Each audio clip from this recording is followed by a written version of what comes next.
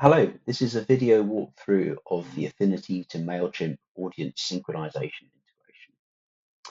I'm going to set this up by going to Settings, Integrations, Mailchimp, and selecting Mailchimp Audience. There is another Mailchimp integration. For this video, we're focusing on the Mailchimp audience integration, which allows me to connect a single person list in Affinity to a single Mailchimp audience. To start with, I need to log into Mailchimp from within Affinity. This will allow me to grant the authorization that the integration needs. You see here we're presented with a screen from Mailchimp explaining what's being requested. We can read through this, ensure you're happy with everything, and when you are, you can click Allow. We'll then be returned back to Affinity, and from here we can configure the integration. To start with, we need to select the person list in Affinity and the associated Mailchimp audience. If we have multiple person lists or multiple audiences that we wanted to link, we could do so by adding several configurations for this integration. At this point, I can also change the sync settings, which determine how changes to a person's name or primary email address in Affinity is propagated to Mailchimp. We could also add filters that would limit the people who are synced to Mailchimp.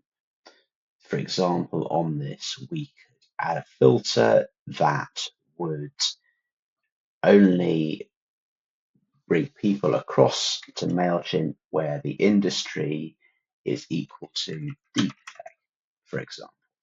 In this case here, I'm not going to set any filters. I'm going to leave the default settings and then click Enable Configuration. I'm now going to return to my list in Affinity that I've connected. So all the people on this list will be pushed to Mailchimp as audience members in the audience. From here on as well, changes to the list in Affinity will be propagated to Mailchimp. So if I add a new person to the list, they'll be added to the audience as a new member. And if I remove a person from this list, they'll be archived from the Mailchimp audience. The synchronization is typically fairly quick and will go across within a matter of a couple of minutes.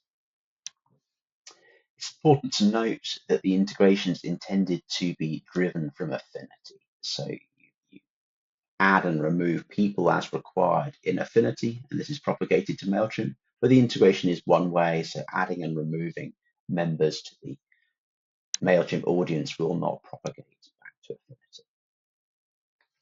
I'm now going to switch across to Mailchimp and go to my audience dashboard